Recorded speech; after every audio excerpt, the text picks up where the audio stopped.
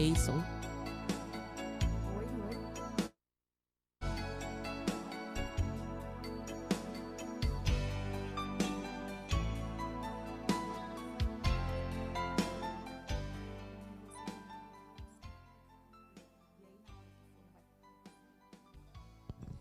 Boa noite, gente.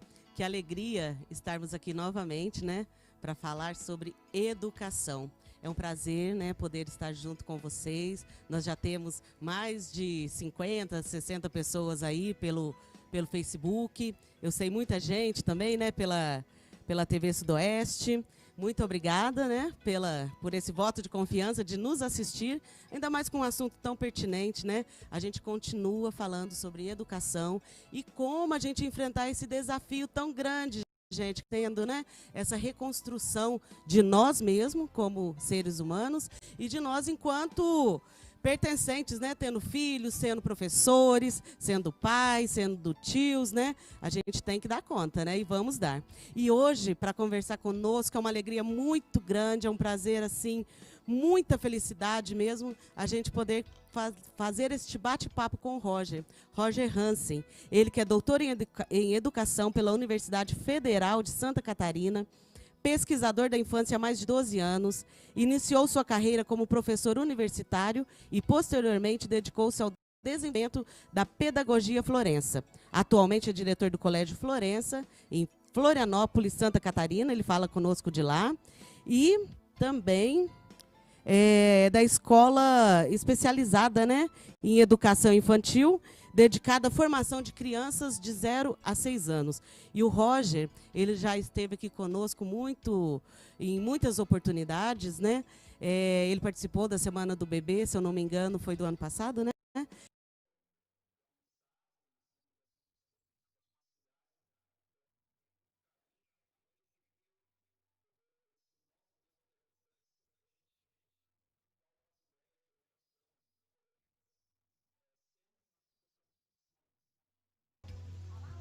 Isso aí, Roger. Obrigada, viu? A gente que agradece. E a gente teve um probleminha aqui no som, pessoal. Vai dando feedback aí pra gente, que às vezes é assim mesmo, né? Programa ao vivo, e a gente tá transmitindo em 3 plataformas junto aí.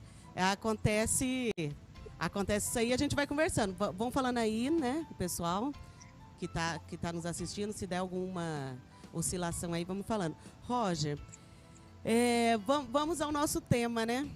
Tá tudo certo? Olha, o Diego, da nossa produção, tá falando que tá tudo certo.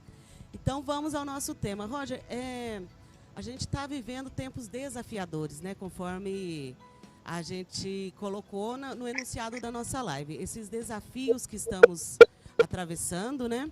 E se é desafio para nós que somos adultos, imagina para as crianças. Mas vamos começar falando qual que é a importância, né, da rotina. O que você teria a falar realmente desses desafios que a gente está passando hoje? Os pais, nesse momento, se tornaram não só o sistema primário de apoio das crianças, como o único sistema de apoio. E por isso, há uma regra muito básica que nós temos que entender, que se os pais, que são o sistema de apoio para que as crianças possam neles encontrar um suporte para o seu equilíbrio, conseguindo encontrar equilíbrio para si próprios nesse momento, será, eu não diria nem difícil, mas praticamente impossível que as crianças possam fazer isso por conta própria, porque elas não encontram esse equilíbrio nos seus pais. Então é aí que eu usei essa analogia que você lembrou, de nós resgatarmos essa imagem de quando vamos fazer uma viagem de avião, e aí vem a instrução do comissário de bordo, né, para que a gente ponha a máscara de oxigênio, né, no caso de emergência, primeiro em nós mesmos e depois na criança. Então, eu creio que essa observação seja fundamental, porque os pais sempre são aqueles que seguram a onda, né? Que seguram a situação sempre, sobretudo quando as coisas estão difíceis. Esse é um momento de desafio, de dificuldade, para algumas pessoas mais, para outras pessoas menos, mas todos nós estamos passando por uma situação, no mínimo, tensa, não é? Para outras pessoas, não só tensa, mas alarmante, com perda de emprego, com redução salarial e preocupações das mais diversas possíveis, não é? E aí os pais têm a preocupação adicional dos filhos em casa, de dar o suporte de educação, o suporte emocional. E nesse contexto, alguns pais, inclusive, precisam dar apoio para os seus próprios pais, quer dizer, para os avós que estão em casa, ou próximos e são idosos, compõem aí o chamado grupo de risco. Então, você imagine a carga que os pais, né, o pai e a mãe em casa, estão suportando nesse momento. E é nesse sentido que eu considero que a primeira atitude que os pais devam ter nesse momento é uma atitude de cuidado consigo mesmo, de respeito, de carinho consigo próprio, né? Porque se os pais não tiverem esse cuidado para garantir o seu próprio equilíbrio, será muito difícil eles conseguirem oferecer equilíbrio para a família, especialmente para os seus filhos pequenos.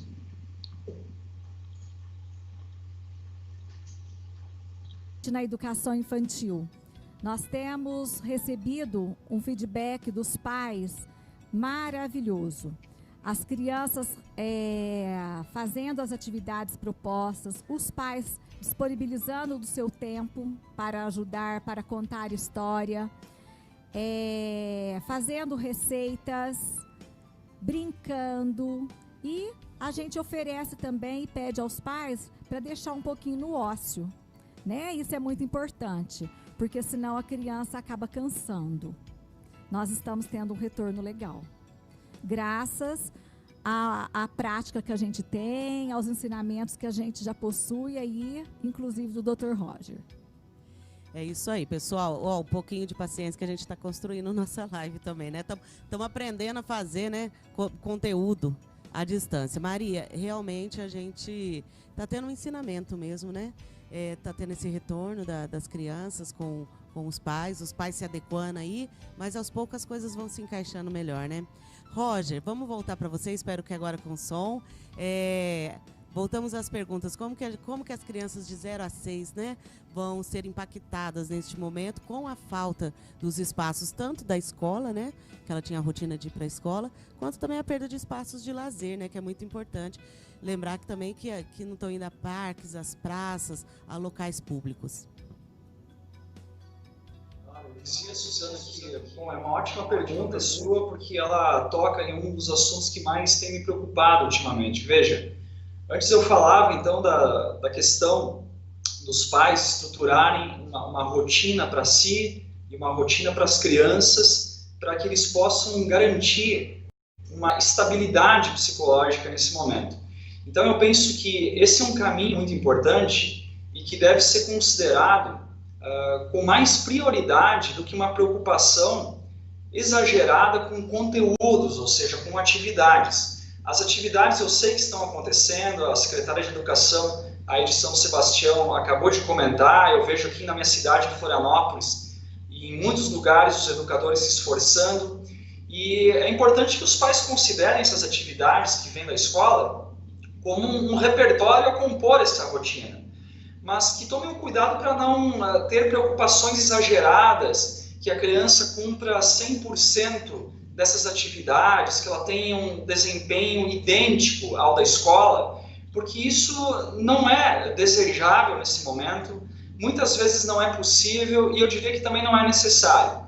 O importante é a gente ter uma organização da rotina para que a criança possa se sentir dentro de uma situação segura, porque isso é o que garante estabilidade para a criança aprender e se desenvolver bem.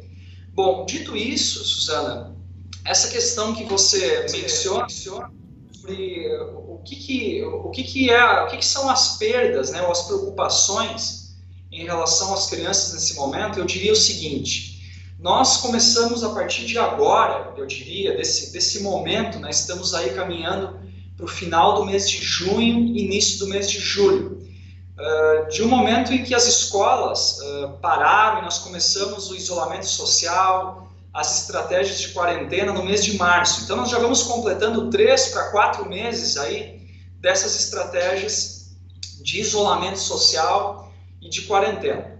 Veja, isso começa agora a ser uma nova preocupação e é o assunto que eu considero mais importante de nós tratarmos nesse momento, porque antes nós tínhamos uma situação momentânea, então era mais o caso da gente se acalmar, e eu mesmo sinceramente imagino que muitas pessoas, que um mês depois, no máximo, nós voltaríamos.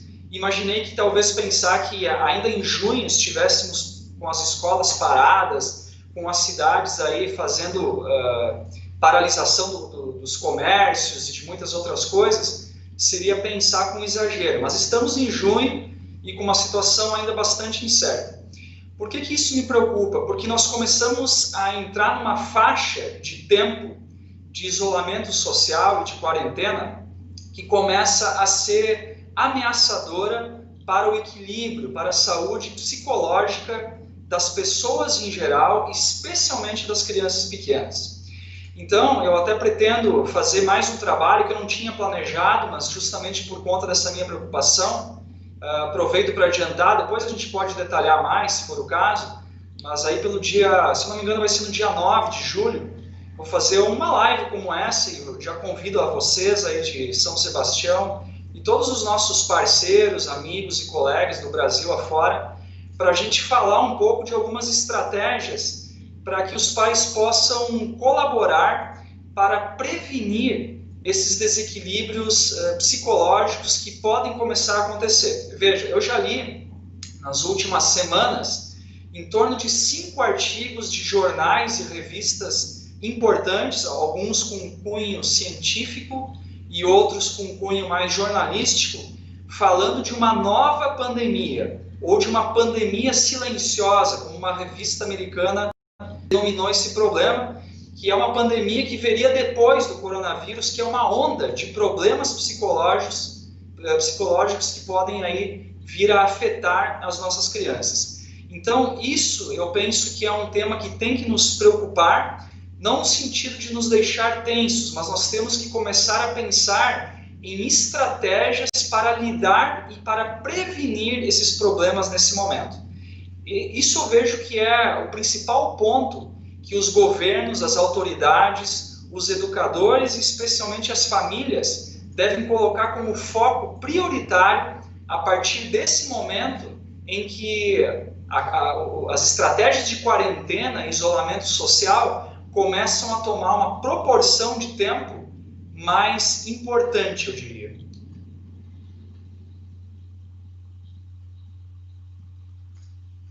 Tempo, né, que isso vai durar, nos gera uma ansiedade, uma insegurança e acaba que pode ser até um adoecimento.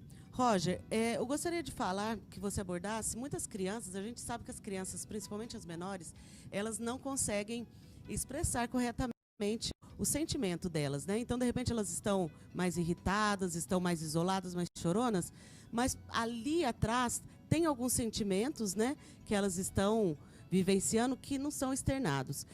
Como que a gente observar isso dentro de casa e ajudar essas crianças? Certo, é uma ótima pergunta, Suzana. Veja, hoje nós falamos, né, de tratar desse assunto da rotina. E eu volto nesse ponto, Suzana, para dizer que eu sempre trabalho e gosto de trabalhar voltado para princípios da educação. E a rotina, para mim, na educação, na pedagogia que eu acredito, ela é um princípio. O princípio para que os pais, os educadores, todos que estão nos assistindo entendam o que eu quero dizer com essa palavra, eu entendo um princípio como pilares de uma casa, de uma edificação. Então, se a gente for falar de qualquer coisa, como da decoração da casa, dos móveis, da pintura das paredes, antes de nós termos sólidos pilares, não tem muita importância, porque essa casa não vai ficar de pé. Então, o que eu recomendaria é que, em primeiro lugar, os pais possam observar para que haja uma rotina bem montada. Ela não deve ser dura, rígida. Eu sempre digo que nós não devemos, nesse momento, montar um quartel-general em casa, em que os pais levantam, tocam a corneta às 6h30 da manhã, e aí batem continência para os filhos e começa o turno, né, de trabalhos, serviços e deveres de casa. Mas deve haver um programa, deve haver um momento e um lugar para cada coisa. Esse é o primeiro pilar a ser estabelecido, porque justamente esse foi o primeiro pilar abalado, desde que esse novo momento entrou nas nossas vidas. Então tudo mudou, de repente eu me afasto dos meus amigos, da rotina da escola, eu vejo a rotina dos meus pais mudando, eu não tenho condições de entender. Então o fato da gente montar esse passo a passo do que vai acontecendo e explicarmos isso às nossas crianças, e quando são bebês, simplesmente fazer, sem necessidade de muitas explicações, vai permitindo que as crianças tenham uma previsibilidade do que vai acontecer ao longo do dia. E isso permite que as crianças encontrem uma tranquilidade interna, encontrem um equilíbrio interno para equacionar as suas emoções e os seus sentimentos. Feito isso, Suzana, aí sim, aí nós podemos entrar num outro ponto, que é conversar com as crianças sobre o que elas estão sentindo. Eu vejo, já recebi até como questões de educadores nesse momento, que alguns pais que têm recebido como proposta dialogar com os filhos em casa sobre o que eles estão sentindo, sobre os seus medos, sobre até o assunto da morte, que as crianças não são tolas, elas estão vendo isso ser noticiado, dependendo da sua faixa etária, e perguntam sobre isso. É importante que com um palavreado adequado, que com um tom adequado, os pais possam conversar com os seus filhos e possam ouvir o que eles têm a dizer, possam captar as emoções de medo, as emoções de insegurança e dar respostas às crianças, não é? E o mais importante, sim, às vezes teremos ótimas respostas, mas mesmo que não tenhamos as respostas perfeitas, o fato de nós termos uma condição, um ambiente em casa que nos permita dialogar, tanto os adultos falarem com as crianças, como as crianças serem ouvidas pelos pais, permite que as crianças encontrem esse equilíbrio. Independente da sua resposta ser melhor ou pior, de você ter a solução perfeita, o fato de você conversar abertamente, de uma maneira sincera com o seu filho, permite que ele se sinta mais seguro para atravessar melhor esse momento de incertezas.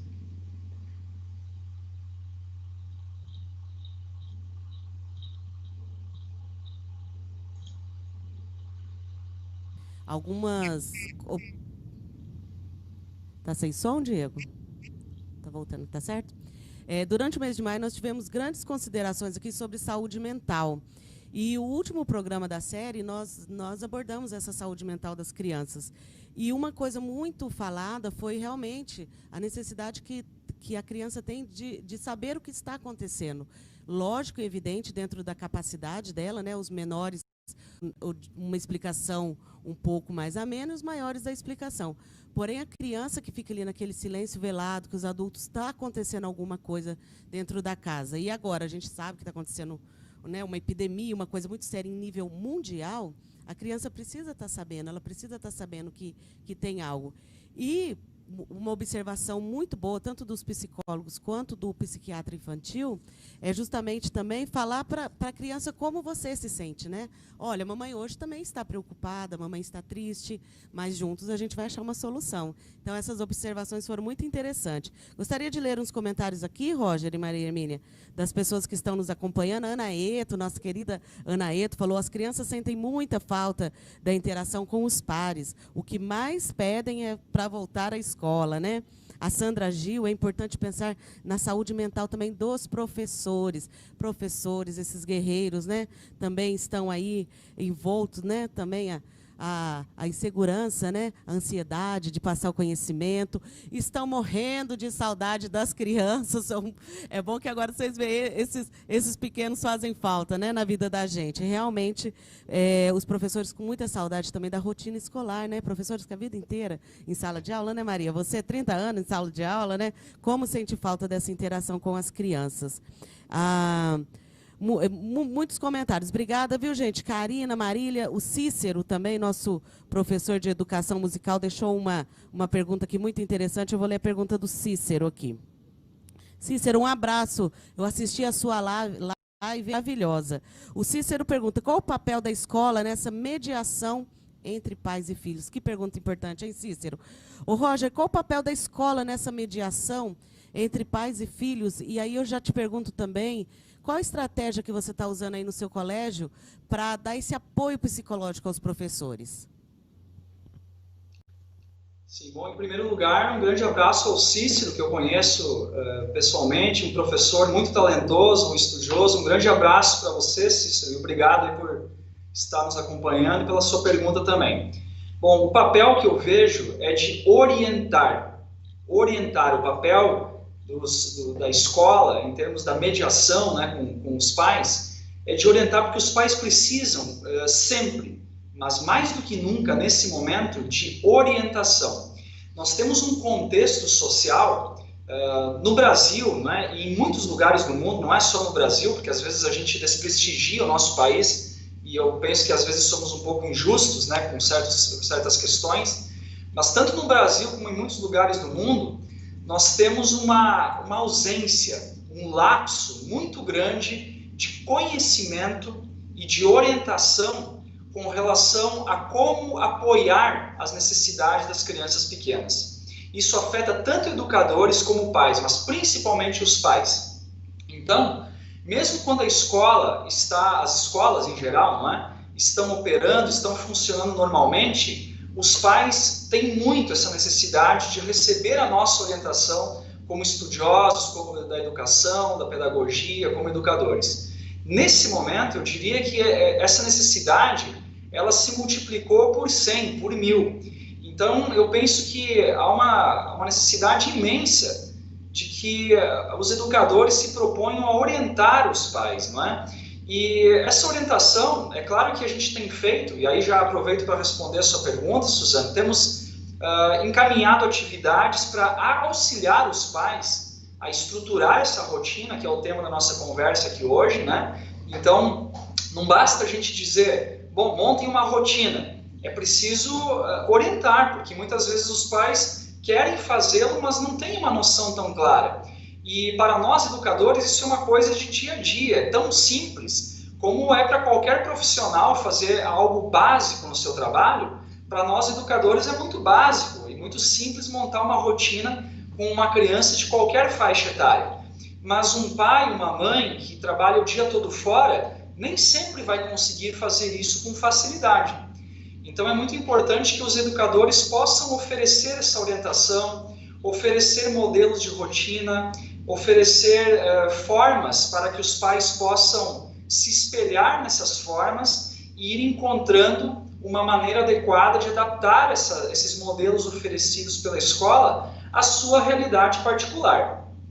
E uma coisa que nós temos feito aqui no Colégio Florença, né, eu vejo que tem trazido ótimos resultados, é algo trabalhoso, mas ao mesmo tempo simples, e eu penso que uma das melhores estratégias, que é a nossa equipe ligar para os pais, sabe, Suzana? Fazer um contato direto para que possa haver uma conversa, não é? A gente envia materiais, envia atividades, mas às vezes os pais precisam conversar sobre a criança, não é? E lembrando que há pais que têm irmãos, têm sobrinhos, têm tios, têm os avós, têm amigos próximos, mas outros pais não têm. É muito comum em determinadas cidades hoje, sobretudo as cidades maiores, você ter casais que o único apoio que eles têm com relação à educação dos seus filhos é a escola. E como que eles estão fazendo nesse momento em que as escolas estão com as portas fechadas?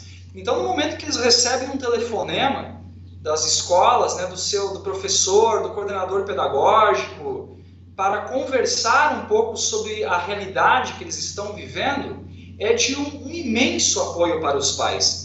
Eu sei que nem sempre a gente pode fazer isso com a frequência que gostaríamos, né? Então, se podemos fazer um telefonema 1 a 1, melhor. Se não podemos, talvez utilizarmos esses meios tecnológicos que temos a nosso favor. Hoje em dia, todo mundo tem um telefone em casa, você pode conectar e fazer uma live como essa, né? Um sistema como nós estamos usando para se conectar com grupos de pais e passar orientações específicas, né? E não só falar, mas também ouvir o que os pais têm a dizer. Eu penso que essa troca é muito importante e ela deve ser feita tanto da escola, né, em relação aos pais, como em relação à equipe de professores, porque isso mantém os laços de união, de confiança fortalecidos, e é o que mais pode ajudar, na minha visão, a preservar esse equilíbrio psicológico que nós falávamos, né,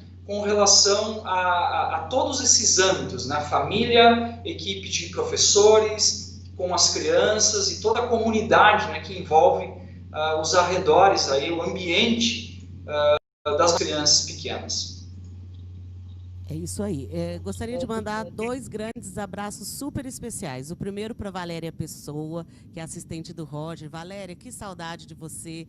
Gratidão por tudo que você fez. Ela que intermediou aí nosso bate-papo, né, Valéria? Nos orientou como vamos fazer. Logo eu vou te dar seus recados. Valéria, um beijo. Sinta-se beijada e abraçada aí em Santa Catarina, tá bom? E o outro para a Beth, Ana Elizabeth, nossa coordenadora pedagógica da rede, né?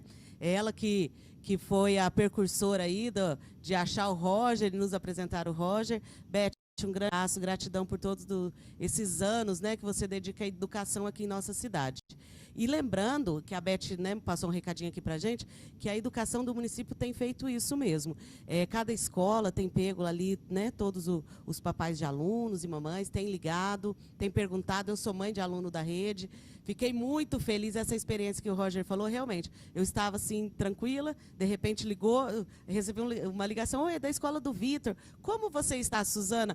Ai, que delícia, alguém me perguntar como eu estou. Eu falei, estamos bem, graças a Deus. Foi muito gostoso, realmente foi acolhedor, foi muito empático e foi muito importante. Então, a rede tem feito isso na medida do possível, né, Maria Hermínia?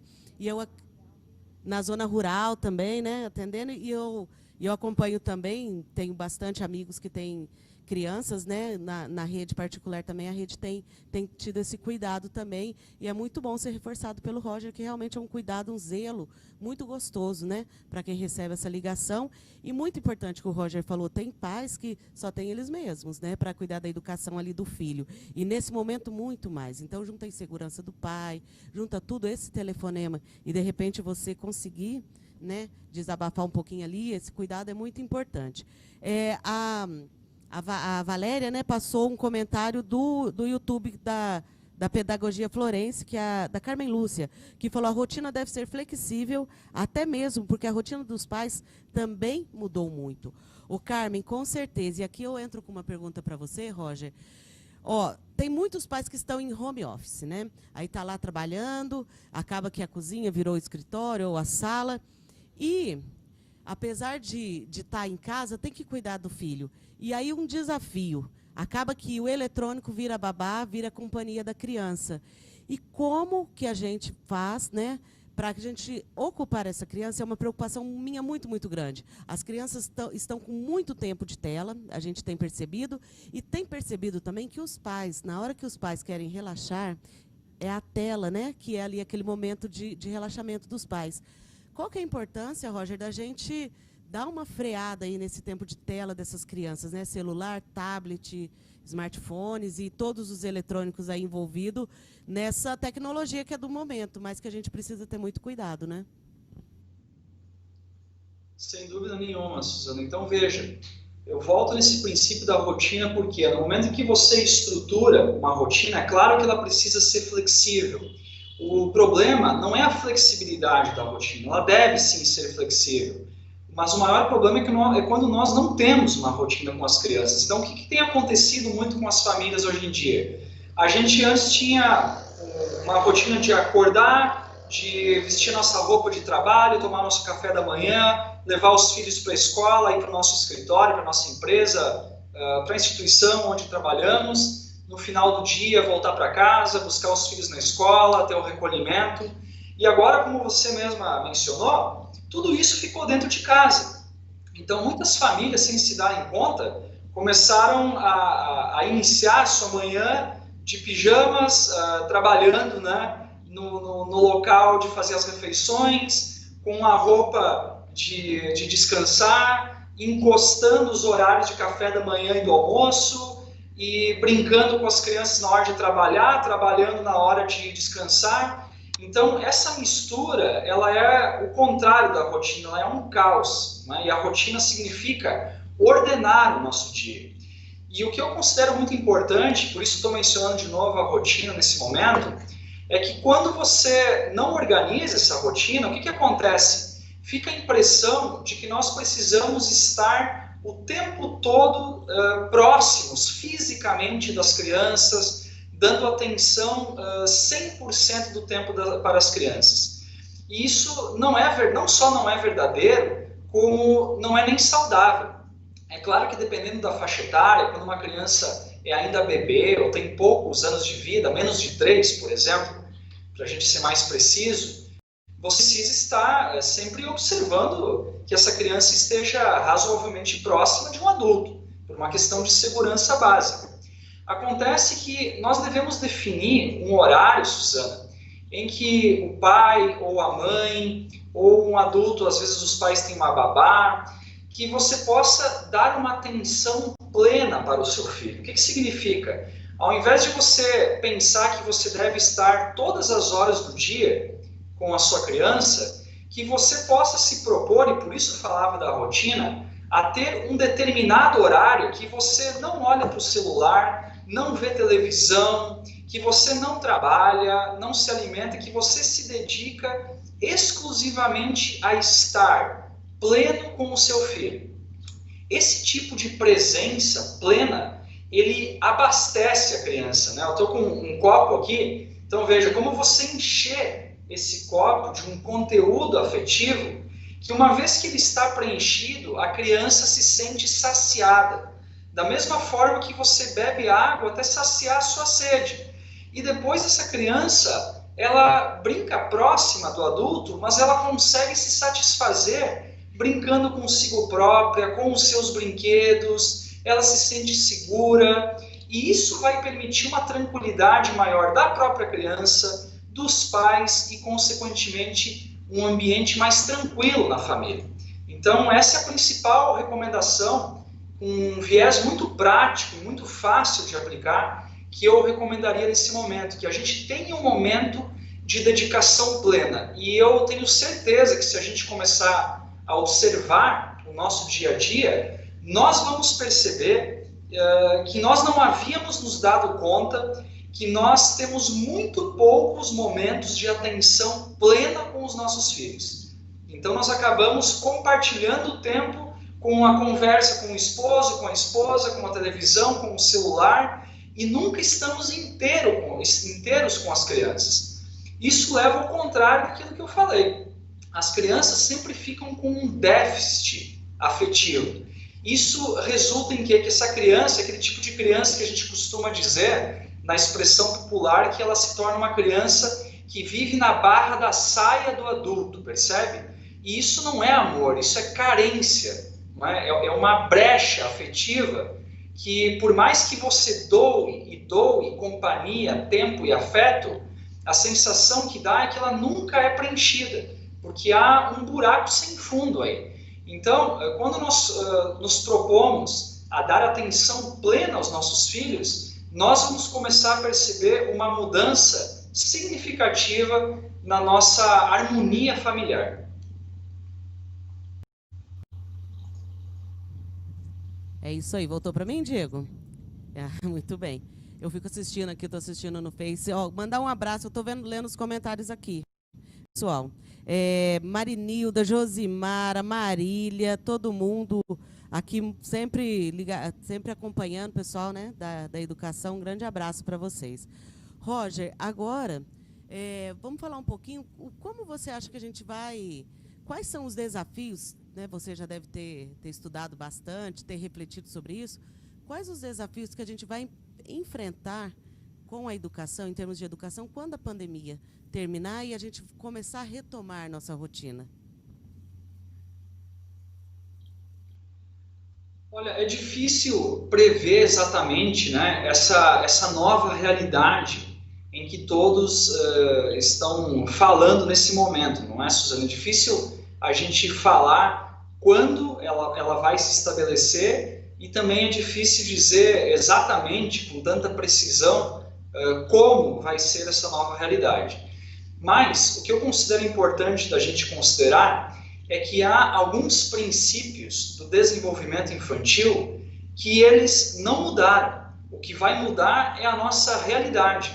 Então, é muito importante que a gente considere o aprendizado que nós estamos tendo agora de como nós vamos lidar com situações futuras de estarmos isolados com as crianças em casa e lidarmos com as necessidades infantis que não permitem que a gente supra muitas dessas necessidades à distância, no caso das crianças pequenas da educação infantil. Com a questão das crianças de maior idade, ensino fundamental e médio, eu acredito que nós vamos ter aí mudanças no sentido de termos feito experiências nesse momento com a educação à distância ou educação remota, e isso vai possibilitar o uso de novas ferramentas. Porém, eu penso o seguinte, eu sou muito cuidadoso e bastante preocupado com essa entrada da tecnologia na vida dos seres humanos em geral, na verdade, né, Suzana? Veja, eu não tenho nada contra a tecnologia, pelo contrário, ser contra a tecnologia seria dizer que eu não estou gostando de estar aqui com você e com todo o pessoal que está aí podendo nos acompanhar graças à tecnologia. A questão não é a tecnologia ou a técnica, é a maneira como nós a utilizamos. Então eu penso que junto com esses aprimoramentos de ferramentas que nós vamos ter, por exemplo, nós tivemos aí forçosamente nesse período, e ainda estamos tendo, testes em grandes escalas de ferramentas de ensino como nós jamais tivemos. E certamente isso vai nos levar a uma realidade diferente, que nós vamos contar com possibilidades educacionais que antes nós não cogitávamos, não tínhamos certeza se elas eram viáveis, e agora com a situação da pandemia, os governos, as instituições foram forçados a testar essas novas ferramentas. Então eu tenho certeza que isso vai gerar influências na forma do ensino, pelo menos em certos níveis da educação, principalmente do ensino fundamental em diante. Por outro lado, assim como vão ter questões e desenvolvimentos positivos, tudo nesse mundo sempre tem as suas duas faces. Então, junto com um desenvolvimento tecnológico, técnico e ferramental da educação, me preocupa bastante que nós tenhamos aí um processo de distanciamento humano bastante importante nos próximos anos. E isso deve ser um tema que não deve sair das nossas mesas de debate, porque a presença física do educador, o olho no olho, é um elemento, na minha visão, insubstituível. Há elementos como a transmissão de conteúdos e muitas matérias você pode ensinar à distância sem prejuízo nenhum. Não é? Então, eu não sou antiquado ou conservador nesse quesito. Há ensinos e matérias técnicas que você pode fazer à distância e talvez eles se tornem até mais desejáveis e melhores do que o ensino presencial. Porém, há elementos humanos que estão presentes na educação presencial que não podem ser esquecidos quando essa nova realidade se apresentar, principalmente no trabalho com crianças e jovens, porque a presença próxima, física do educador, ela traz um componente, na minha visão, não só na minha, não é? Mas por tudo aquilo que eu conheço, dos grandes estudos que se vem fazendo aí nas últimas décadas, há um componente da presença do educador com os seus educandos que é insubstituível. Então eu penso que, resumindo, vamos ter muitos avanços, mas devemos ter um cuidado para não extrapolarmos aí com o uso da educação remota e esquecermos de certos elementos que a educação presencial traz e que são insubstituíveis.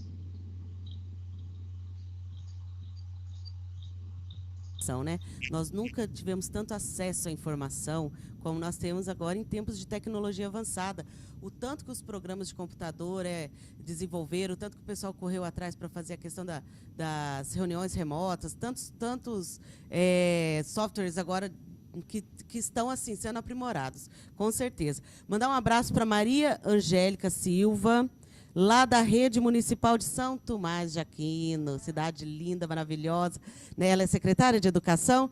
Maria Angélica, grande abraço, parabéns pelo trabalho que vocês fazem aí também em São Tomás de Aquino.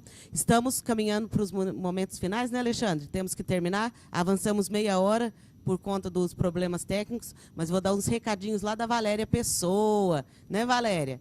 Ó, dia 9/7, então, todo mundo anota aí, save the date.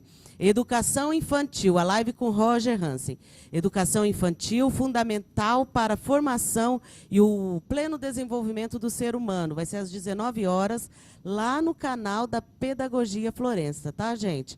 Ó, o YouTube da Pedagogia Florença. Eu estava falando para todo mundo ir lá no site da Pedagogia Florença. Tem 2 e-books lá, o primeiro capítulo da Pedagogia Florença 1 e também como trabalhar os limites em cada etapa. Todo mundo que preencher o formulário já vai receber no e-mail. E a live do Roger, dia 7, 9/7, na verdade, 9/7, gente, às 19 horas, ok? E vamos sortear 2 livros. Passar a palavra aqui para a Maria Hermínia. Maria, muito obrigada pela parceria, por essa preocupação sua e de toda a equipe da Secretaria Municipal de Educação, professores, toda a equipe, servidores. Você chega na Educação Municipal de São Sebastião do Paraíso, você vê excelência desde a hora da sua recepção, passando por todos os setores. É lindo de se ver a preocupação, o zelo, o cuidado e o compromisso de todos da rede. Gente, eu estou falando de coração. Um grande abraço para vocês. Vocês estão de parabéns, Maria Hermínia, pelo trabalho executado. Modesta à parte, Suzana, verdade, tá? Eu tenho que defender. E, doutor Roger, eu também quero agradecer.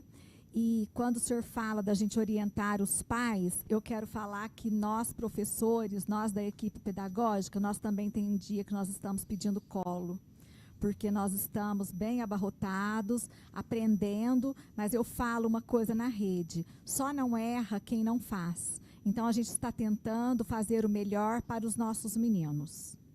Obrigada pela participação de todos, quero agradecer os diretores, que não mediram esforços para divulgar a live, para que todos pudessem ter acesso. É isso aí, gente. Ó, eu quero destacar meu cenário aqui hoje, hein? Peguei todos os brinquedinhos do Vitor. Vem cá, Alexandre, mostra. Uma fotinha minha e do Vitor Antônio. Um beijo, Vitor. Eu amo tanto você, meu filho. Tudo isso é por você, para você e com você. Aí eu peguei lá emprestado os brinquedinhos dele, a gatinha cor-de-rosa dele, que lá em casa não tem que rosa é de menino ou de menina. Lá em casa, tudo, né? Brinca quem quer brincar. É rosa, é verde, é azul, é colorido. Tudo é de gente, de seres humanos e animais também. E vamos lá. Roger, quero, assim, te agradecer imensamente por você. Você é um tão ocupado, né? A gente sabe de todos os seus afazeres aí em Florianópolis, a gente que acompanha aqui, você ter reservado essa horinha para conversar com a gente. A gente sabe que realmente é um carinho especial que você tem conosco aqui, a gente reconhece e te agradece imensamente. A você, a Valéria, a toda a sua equipe, viu? Suzana, eu quero agradecer a você mais uma vez, a todo o pessoal aí de São Sebastião do Paraíso, a secretária de Educação Maria Hermínia, a Ana Elizabeth, a Beth, a nossa querida Beth, aí que sempre nos apoia. E quero finalizar, né, já que a gente está caminhando para o final aqui, dizendo que tudo isso que vocês comentaram da cidade de São Sebastião, eu pude confirmar com as diversas vezes que estive aí, e sobretudo na última vez que eu fiquei bastante bem impressionado com a capacidade de mobilização do município de São Sebastião do Paraíso para fazer uma semana do bebê, dedicada aos bebês e às crianças pequenas. E o que vocês têm feito, eu quero ressaltar, porque eu sei que tem muitas pessoas que nos acompanham com o trabalho da Pedagogia Florença, e deve ter certamente muita gente nos seguindo aí, nos acompanhando hoje de várias outras cidades do Brasil, e dizer que o município de vocês é um exemplo nesse sentido, porque o meu objetivo aqui não é fazer nenhuma crítica, mas eu conheço a realidade de muitos municípios, alguns muito próximos de mim, e sei que muitos deles estão com uma situação de bastante abandono em relação às crianças pequenas, em relação às famílias, em relação aos educadores. E eu creio que vocês têm aí um modelo, um exemplo de preocupação, de cuidado com a educação infantil que deve inspirar ao nosso país. Eu penso que vocês estão no futuro de onde o nosso país como um todo deve chegar. Então, é uma alegria estar aqui essa noite. E assim como a Maria Hermínia, a secretária de Educação, falou dos professores estarem precisando de colo, eu me compadeço com isso que ela disse, porque eu tenho presenciado, tenho visto e ouvido muito isso em muitos lugares, porque o educador no nosso país, ele tem um nível de dor, de sofrimento, né, muito grande, né? Eu falo de uma forma geral, eu sei que há exceções, e o município de São Sebastião, na minha visão, é uma delas, né? A gente sempre quer melhorar, mas vocês têm um grande trabalho. Então, o que eu quero dizer é que, em geral, no Brasil, os educadores, especialmente os educadores de educação do nível infantil, eles recebem muito pouco apoio, muito pouco incentivo, muito pouca formação, e deveria ser, na minha visão, é uma certeza absoluta, a equipe do nível de educação que deveria receber o maior suporte, porque é um momento da vida humana, os primeiros anos de vida, em que a criança mais precisa de apoio do adulto, mais precisa de um adulto bem formado para ela garantir um pleno desenvolvimento e um pleno aprendizado. Então, por conta disso, eu quero dizer o seguinte, mesmo que muitos possam se sentir nesse momento sozinhos, desvalorizados, há uma frase de um filósofo antigo que dizia assim, que uma pérola, ela não perde o seu valor por deixar de ser admirada. Ela não perde o seu brilho nem o seu valor, porque ela deixa de ser admirada. Ela continua sendo uma pérola valiosa. E, na minha visão, os educadores do nosso Brasil que mantém-se firme na sua posição, enfrentando todas as dificuldades que envolvem ser um educador da educação infantil nesse momento no nosso país, eu penso que eles são pérolas, né? Então, assim como as pérolas são valiosas e são brilhantes, elas também são firmes, são duras para resistir às pressões, aos momentos difíceis, e eu espero que todos recebam essa mensagem e saibam reconhecer o seu próprio valor, o valor que tem o trabalho do educador para o nosso país, para o futuro da nossa nação, e esse valor ele existe independente dos educadores serem mais ou menos reconhecidos. Então, que todos os educadores que estão nos assistindo hoje possam guardar no seu coração essa ideia e sempre lembrar dela quando as coisas estiverem difíceis, especialmente nesse momento, porque nós vamos passar por essa crise, vamos passar por essa pandemia, e eu tenho certeza que nos próximos anos nós vamos ter um Brasil mais voltado aí para o crescimento e a valorização da educação infantil, com mais apoio aos pais, com mais apoio aos nossos educadores e especialmente às nossas crianças que tanto precisam. Então, muito obrigado e estou sempre à disposição no que eu puder colaborar com vocês. Agradeço aí por estarmos juntos aí de coração nessa maravilhosa noite de conversa. Muito obrigada, meu querido, e que a gente possa logo, logo estarmos juntos presencialmente para um abraço presencial. Eu falo em todas as minhas lives, programa aqui, que logo você possa vir aqui comer um pão de queijo, com um cafezinho, né, Alexandre? Então, agora, acabou mesmo, quero agradecer toda a equipe da TV Sudoeste, um abraço, meus amores, vocês, gratidão imensa, Alexandre, Wesley, Thaísa, meu companheiro de ideal ali, Diego, que está lá na técnica, que a gente quase tem parada cardíaca aqui quando corta o som. O próximo que para a TV vai ser um desfibrilador. Gente, mandar um beijo lá pro pessoal Rosimeire, Antônia da Silva, Monte Santo de Minas. Um beijo para vocês, meus queridos. Hoje é aniversário de Monte Santo e de Tamogi também, né? Itamogi, minha querida Itamogi, né? Nós temos muitos amigos lá em Itamogi. Um grande abraço para Itamogi. Acabamos. Um beijo para todos vocês que estiveram presentes. Minha gratidão, meu amor. Realmente, assim, estamos maravilhados, né? Com essa live do Roger e cada dia mais informação. Um beijo. E agora todo mundo vai ficar com o programa do Valder Lima, meu grande amigo. E eu não posso deixar de falar Gucci, Gucci Brasil. É um prazer inenarrável, Valder Lima, anunciar seu programa. Um beijo, meu querido. Vamos ficar com o Valder Lima. Tchau, gente.